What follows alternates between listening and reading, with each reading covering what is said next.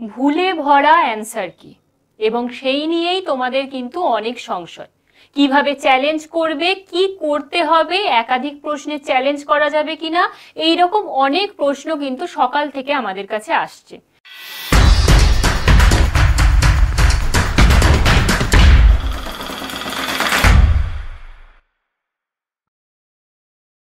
সেই সমস্ত প্রশ্নের উত্তর নিয়ে আজ আমি তোমাদের সামনে হাজির হয়েছি। তাহলে চলো একে একে তোমাদের মনের সমস্ত প্রশ্নগুলো এবং কিভাবে অ্যান্সার কি চ্যালেঞ্জ করবে তার স্টেপ বাই স্টেপ প্রসেস আমি আজ এই ভিডিওতে দেখাবো। Hello student, welcome to BSSA YouTube channel. এই চ্যানেলে তোমাদের অনেক অনেক স্বাগত।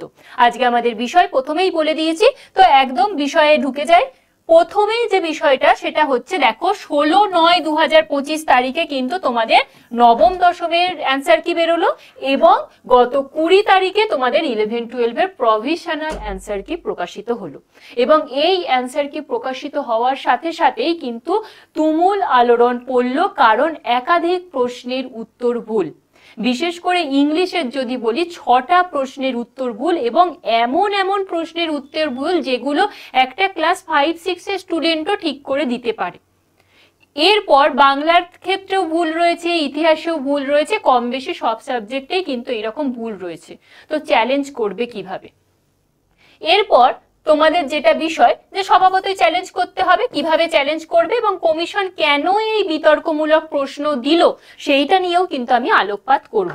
তবে প্রথমে বলি যে অ্যান্সার কি তো চ্যালেঞ্জ করবে, তার জন্য তোমাদের হাতের কাছে কয়েকটা জিনিস কিন্তু উপলব্ধ রাখতে হবে। কি কি সেই জিনিস, সেগুলো চলো আলোচনা করি। প্রথমে হচ্ছে, যে উত্তরটা ভুল মনে হচ্ছে তার কিন্তু যথাযথ প্রমাণ জোগাড় করতে হবে। কিভাবে প্রমাণ পাবে? ধরো তুমি কোনো বইয়ে পড়েছো, কোনো পর্ষদের বইয়ে পড়েছো, কিংবা কোনো নামজাদা লেখকের বইয়ে পড়েছো, অথেন্টিক বই হতে হবে।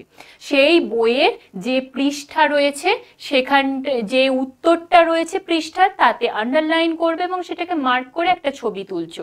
বইয়ের প্রথম পৃষ্ঠার একটা ছবি তুলছো এবং বইয়ের ভিতরের দিকে যেখানে লেখকের নাম থাকে, ISBN নম্বর থাকে, তারও কিন্তু ছবি তুলছো। এবং এই ছবি তুলে তোমাদেরকে কিন্তু একটা PDF করতে হবে। সেই PDF এ কি কি থাকবে চলো দেখে নি। PDF এ কি থাকবে না, ওই যে প্রথম পৃষ্ঠার ছবি, ISBN নম্বর সহ লেখকের নাম, পৃষ্ঠা নম্বর সহ উত্তরের ছবি থাকতে হবে। তার সাথে লিখতে হবে কিন্তু কটা বই, অর্থাৎ 2টো বই তোমাকে কিন্তু দিতে হবে, ন্যূনতম 2টো বইয়ের প্রমাণ দিতেই হবে। এবং এই যে তুমি PDF ফাইলটা তৈরি করছো, সেটা কিন্তু 250 KB'র মধ্যে হতে হবে। আর PDF ফাইলে শুধু ছবি না, আরো কিছু বিষয় দিতে হবে। কি কি না, কোন সিরিজের কত নম্বর প্রশ্ন, অর্থাৎ তোমার যে বুকলেটটা সেটা A series, B series, C series না D সিরিজ, সেটা কিন্তু উল্লেখ করতে হবে। কত নম্বরের প্রশ্ন সেটা উল্লেখ করতে হবে। কমিশন কোন উত্তর দিয়েছে সেটা উল্লেখ করতে হবে এবং কোন উত্তরটি সঠিক বলে মনে হচ্ছে এবং তার সপক্ষে যুক্তি দিতে হবে। আশা করছি বিষয়টা বোঝা গেল। যদি বোঝা না যায় অবশ্যই কমেন্ট করো, আমি আবার রিপ্লাই দেব তোমাদেরকে। এই তো গেল PDF এর বিষয়। এবার চলো যে PDFটা ঠিক কিভাবে বানাবে। দেখো, তোমরা প্রথমে করতে পারো যে একটা ওয়ার্ড ফাইল নিলে, সেই ওয়ার্ডে গিয়ে তোমরা এইভাবে প্রথমে বুক 1 লিখলে। কি লিখছো? বুক 1। তারপরে লিখছো বুকলেট সিরিজ, তোমাদের যদি A সিরিজ হয় A সিরিজ লিখছো। প্রশ্নের নম্বর ধরে নাও 13 নম্বর প্রশ্ন। বইয়ের নাম, দেখো আমি এখানে 2টো ছবি দিয়েছি। এই যে বইয়ের নামটা লেখা আছে, বাংলা ভাষা ও শিল্প সাহিত্য সংস্কৃতির ইতিহাস, দ্বাদশ শ্রেণী, সেটা লিখে দিচ্ছ। প্রকাশনা, প্রকাশনা অবশ্যই পশ্চিমবঙ্গ উচ্চ মাধ্যমিক শিক্ষা সংসদ, সেটা লিখে দিচ্ছ। ISBN নম্বর বইয়ের ভিতরের পৃষ্ঠাতে রয়েছে, দেখে নেবে, আমি এই মুহূর্তে দিতে পারিনি সেটা। এরপর হচ্ছে পৃষ্ঠা নম্বর। পৃষ্ঠা নম্বর দেখো এখানে এই যে 111 নম্বর পৃষ্ঠা। এবার দেখো এই উত্তরটা ঠিক কোথায় আছে। আমি বলেছিলাম বাংলার ক্ষেত্রে যেমন শৈলী, শৈলী নিয়ে একটা প্রশ্নের বিতর্ক দেখা গেছে, সেটা রচনা রীতি হবে না কৌশল হবে, এই নিয়ে বিতর্কটা দেখা দিয়েছে। তো এখানে এই শৈলী বিজ্ঞান নিয়ে উত্তরটা দেওয়া আছে, তোমরা এইভাবে আন্ডারলাইন করছো এবং একটা PDF এর মধ্যে এই বিষয়টা রাখছো। এরপর কি করবে, সেম ভাবে বুক 2, বুক 2 লিখে এই বিষয়গুলোই আবার লিখছো, আবার দুটো ছবি দিচ্ছ, তারপরে সেই ফাইলটাকে একটা পেজের মধ্যেই কিন্তু পিডিএফ করছো। এ তো গেল একটা যদি প্রশ্ন তুমি চ্যালেঞ্জ করো সেক্ষেত্রে। যদি একাধিক প্রশ্ন চ্যালেঞ্জ করো তাহলে কিভাবে করবে, সমস্ত বিষয়টাই কিন্তু আলোচনা করব, তার জন্য সম্পূর্ণ ভিডিওটা তোমাদের দেখতে হবে। তাহলে চলো এরপর তোমরা স্টেপ বাই স্টেপ প্রসেসটা দেখে নাও কিভাবে অ্যান্সার কি চ্যালেঞ্জ করবে। প্রথমে অবশ্যই অফিসিয়াল ওয়েবসাইট খুলছো, ওয়েস্ট বেঙ্গল যে এসএসসির ওয়েবসাইট সেটা তোমরা খুলছো, ফ্রন্ট পেজ এটাই পাচ্ছ। সেখানে গিয়ে তোমরা লগ ইন করবে। লগ ইন করলেই দেখো এই দুটো অপশান আসছে, সেকেন্ড SLST 80 অর্থাৎ অ্যাসিস্ট্যান্ট টিচার 2025 লগ ইন, আর একটা হচ্ছে স্পেশাল এডুকেটরের। তো আমরা এটাতে ক্লিক করছি। এটাতে ক্লিক করার পরে আমাদের কাছে কিন্তু এইভাবে এই লগ ইন আইডিটা চলে আসবে। তোমরা সেম ভাবে করেছো, এখানে তোমাদের ক্যান্ডিডেট আইডি দিয়ে দিচ্ছ, মোবাইল নাম্বার দিচ্ছ, পাসওয়ার্ড দিচ্ছ, দিয়ে লগ ইন করছো।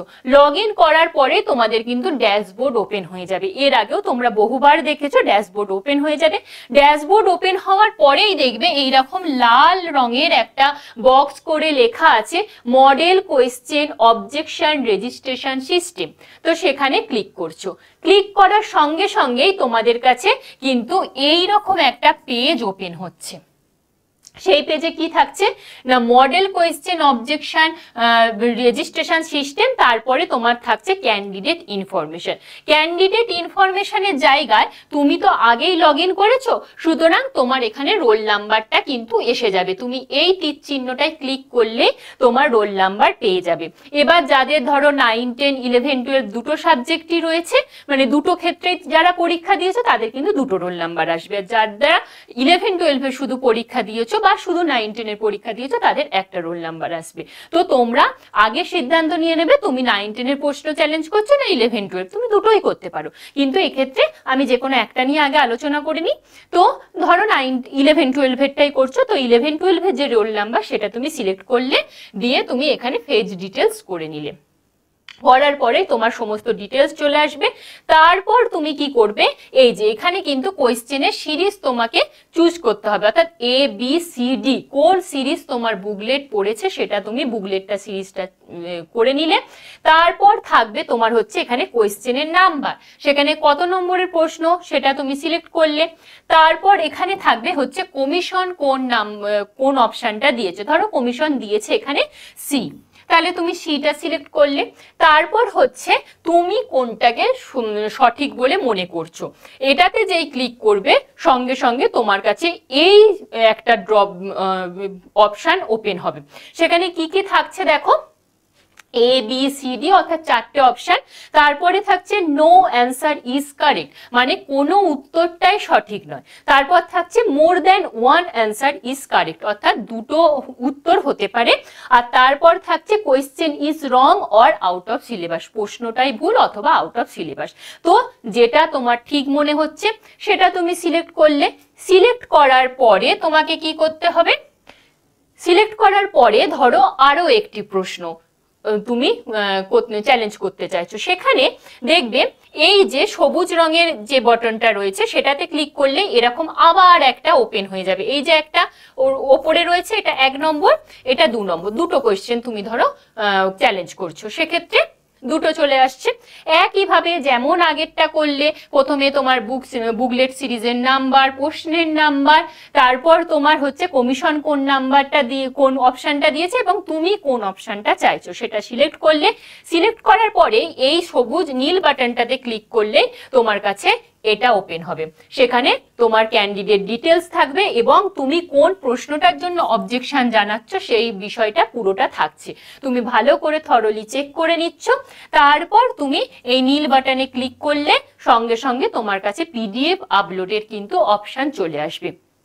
সেই PDF আপলোডের অপশনে তুমি কি করছো না, তুমি আগে যে PDFটা বানিয়ে রেখেছো, অর্থাৎ সেখানে বুক নাম্বার 1, তারপরে প্রশ্নের সিরিজ, তারপরে হচ্ছে প্রশ্নের নাম্বার, তারপরে কমিশন কোন উত্তর দিয়েছে, তোমার কোন উত্তরটা মনে হচ্ছে, বইয়ের ছবি, সেই বইয়ের ফ্রন্ট পেজ, তারপর তোমার ভেতরের ISBN নাম্বার, লেখকের নাম, এই সমস্ত বিষয় দিয়ে তুমি যে PDFটা বানিয়েছো 250 KB মধ্যে, সেটা কিন্তু এখানে আপলোড করে দিতে হচ্ছে। এই আপলোড করার পরে কিন্তু তোমার কাছে পেমেন্ট অপশন আসবে, সেই পেমেন্ট অপশানে তুমি পেমেন্ট করে দিলে তোমার কিন্তু প্রশ্ন চ্যালেঞ্জ হয়ে যাবে। অর্থাৎ প্রত্যেকটা প্রশ্ন কিন্তু 100 টাকা করে চ্যালেঞ্জে পড়বে। এই গেল পুরো বিষয়টা। আশা করছি পুরো প্রসেসটা বুঝতে পেরেছো। এইবার তোমাদের অনেকগুলো প্রশ্ন আছে, আমি বুঝতেই পেরেছি, সেই প্রশ্নগুলো কিন্তু এবার একে একে আলোচনা করব। তবে তার আগে বলবো, তোমাদের যে প্রশ্নগুলো আছে একটু ঝটপট কমেন্ট বক্সে লিখে ফেলো, তাহলে পরবর্তীকালে আমি আবার সেই সমস্ত উত্তরগুলো নিয়েও আসবো। তো যেগুলো আমার মনে হয়েছে এই প্রশ্নগুলো তোমাদের মাথায় আসছে, চলো সেগুলো একটু আলোচনা করি। কোনো প্রশ্নের উত্তর যদি দুটো হয়, অর্থাৎ ধরো এও হচ্ছে আবার বিও হচ্ছে, তাহলে কি করবে? আবার আমরা আগের স্লাইডে ফিরে যাই। এই যে সিলেক্ট সাজেস্টেড বাই ক্যান্ডিডেট, এখানে তুমি কি করবে? এই যে more than one answer is correct, এইখানে তুমি ক্লিক করছো। ক্লিক করার পরে তোমার উত্তরের সপক্ষে যুক্তি দিয়ে তুমি পিডিএফ আপলোড করছো। বুঝতে পেরেছো? আশা করলাম যে প্রথম প্রশ্নটা তোমার উত্তর হলো। পরের, সিলেবাসের বাইরে প্রশ্ন এলে কি করবে? আবার আমি আগেরটাতে যাই। সেই যে সিলেকশনের অপশন দেখো এখানে দিয়েছে প্রশ্ন ভুল অথবা আউট অফ সিলেবাস। এবার তোমাদের প্রশ্ন হবে যে ম্যাডাম যদি প্রশ্ন ভুল থাকে কিংবা আউট অফ সিলেবাস থাকে তাহলে আমি কি পিডিএফ দেব? অবশ্যই সেক্ষেত্রে আমি বলবো সিলেবাস, আউট অফ সিলেবাস যদি থাকে সিলেবাসে তুমি পিডিএফ দিয়ে দিচ্ছ। আর যদি প্রশ্ন ভুল থাকে তাহলে প্রশ্নটা ঠিক কোথায় ভুল, ধরো বানান ভুল হলো, তাহলে সেই বানানটা ঠিক কোথায় লেখা আছে সেই রকম একটা ছবি তুলে তুমি দিয়ে দিচ্ছ, তাহলেই এটা ক্লিয়ার হয়ে যাবে। এরপরে প্রশ্নতে যাব। 2 নম্বর প্রশ্ন হলো 3 নম্বর প্রশ্ন। প্রশ্নের সব উত্তর ভুল হলে কি করব? একইভাবে ওই যে অপশন রয়েছে দেখো, নো অ্যান্সার ইজ কারেক্ট, এখানে আমরা ক্লিক করব এবং তোমার সপক্ষের যে পিডিএফটা তুমি তৈরি করেছো সেটা তুমি আপলোড করে দিচ্ছ, তাহলেই হয়ে যাবে। তারপরের প্রশ্ন হচ্ছে প্রশ্ন চ্যালেঞ্জ করলে কারা নম্বর পাবে? এই প্রশ্নের উত্তর দেওয়ার আগে আরেকটি প্রশ্ন আমি করছি। ধরো তুমি এই যে আমি দেখালাম, তো আমরা দুটো প্রশ্ন চ্যালেঞ্জ করছি, তাহলে হিসেব মতো দুটো পিডিএফ আপলোড করতে হবে। তাহলে কি করব? দুটো পিডিএফ আপলোড করার কি জায়গা আছে ম্যাডাম? না, দুটো পিডিএফ কিন্তু আপলোড করার জায়গা নেই, একটাই পিডিএফ তোমাকে আপলোড করতে হবে। তাহলে কি করতে হবে? ওই যে তুমি পিডিএফ বানালে সেই পিডিএফ এ কিন্তু তোমার ওই পরপর থাকছে, তুমি যতগুলো প্রশ্ন, ধরো ইংলিশের ক্ষেত্রে 6টা প্রশ্নের চ্যালেঞ্জ, তাহলে 6টা প্রশ্ন একটার পিডিএফ এর মধ্যেই তোমাকে রেখে কিন্তু আপলোড করতে হবে। এখনো পর্যন্ত এটাই নিয়ম আছে, দেখা যাক যদি এই নিয়মটা চেঞ্জ হয় যে 6টা প্রশ্নের জন্য 6টা আলাদা পিডিএফ ডাউনলোড আপলোড করতে হবে, তাহলে অবশ্যই আমি সেই বিষয়টা নিয়ে আসব। কারণ এই বিষয়টাতে আমারও একটু দ্বন্দ্ব রয়েছে। পেমেন্টের অপশনটাতে তো তাহলে 6টা প্রশ্ন যদি করি তাহলে 600 টাকা, কিভাবে পেমেন্টটা হবে সেটা নিয়ে আমারও একটু দ্বন্দ্ব রয়েছে। সেটা যখন আমার কাছে ক্লিয়ার হবে অবশ্যই আমি আসব এই বিষয়টা নিয়ে। তবে এখনো পর্যন্ত যেটুকুনি আমি দেখেছি ওয়েবসাইট খুলে সেটুকুনি তোমাদের বললাম, 6টা প্রশ্নের জন্যই কিন্তু একটাই পিডিএফ তোমাদের আপলোড করতে হবে, 6টা পিডিএফ না, এটুকুনি মাথায় রেখো। এইবার যাচ্ছি এই মূল প্রশ্নটায়। প্রশ্ন চ্যালেঞ্জ করলে কারা নম্বর পাবে? বলে রাখি, প্রশ্ন চ্যালেঞ্জ করলে কিন্তু সবাই নম্বর পাবে, সমস্ত প্রার্থীরাই নম্বর পাবে। কিন্তু প্রশ্ন চ্যালেঞ্জ করলেই কি নম্বর বাড়বে? সেটা কিন্তু কখনোই নয়। তোমরা যত পরিমাণে চ্যালেঞ্জ করবে তত পর্ষদ মনে করবে না এটা সত্যিই ভুল, তবে সেই প্রশ্নটা চ্যালেঞ্জ হয়ে তোমাদের যে আসল উত্তর সেটা কিন্তু পর্ষদ গ্রহণ করবে, তবেই কিন্তু সবার নম্বর বাড়বে, আদারওয়াইজ নয়। অর্থাৎ তুমি যদি ভাবো যে সবাই তো চ্যালেঞ্জ করছে, আমি করব না, আমি শুধু শুধু কেন করব, তাহলে কিন্তু অবশ্যই যে তোমার নাম্বার বাড়বে। কিন্তু তুমি যদি চ্যালেঞ্জ না করো, বেশি চ্যালেঞ্জ হবে না, তখন পর্ষদ মনে করতে নাও পারে যে এটা 1জন 2জন চ্যালেঞ্জ করেছে, তার মানে কিন্তু এটা ঠিকই আছে, আমরা ঠিকই উত্তর দিয়েছি, এটা পর্ষদ কিন্তু ভেবে নিতেও পারে। আমি আবার বলছি, ভেবে নেওয়ার সম্ভাবনা রয়েছে, এটাই কিন্তু ফিক্সড না। সুতরাং এটুকুনি বোঝা গেল যে যদি প্রশ্নে চ্যালেঞ্জ হয় তাহলে কিন্তু এই নম্বর সবাই পাবে। যারা যারা পরীক্ষায় বসেছে এবং প্রশ্ন যারা অ্যাটেন্ড করেছে তারা সবাই এই নম্বর পাবে। আশা করছি তোমাদের মনের সমস্ত প্রশ্নগুলো এবং চ্যালেঞ্জ কিভাবে করবে, কিভাবে পিডিএফ বানাবে তার সমস্ত বিষয়টাই আমি তুলে ধরতে পেরেছি। আর আরও যদি কোনো প্রশ্ন থাকে তাহলে অবশ্যই কমেন্ট বক্সে কমেন্ট করো, আমি সেই সমস্ত উত্তর নিয়েও আসব। আর যদি কারোর মনে হয় যে পিডিএফটা একটু ম্যাডাম বানিয়ে দিন, তাহলে সবাইকে বলবো যে সেটারও কমেন্ট করো যে ম্যাডাম পিডিএফ একটু বানিয়ে দিন, আমরা চ্যালেঞ্জ করব। তাহলে অবশ্যই তোমাদের জন্য সেই পিডিএফ বানিয়ে দেওয়ার দায়িত্বও আমি নেব। আজকের মতো এই পর্যন্ত। সকলে খুব ভালো থেকো এবং বলে রাখি যে আমাদের যে আগামী এসএলএসটির জন্য প্রিপারেশন, ইন্টারভিউয়ের প্রিপারেশন, সেটা কিন্তু তোমরা আস্তে আস্তে নেওয়া শুরু করো সবার নিজের নিজের মার্কস অনুযায়ী। সবাই খুব ভালো থেকো, সকলকে অনেক শুভকামনা রইল। Thank you.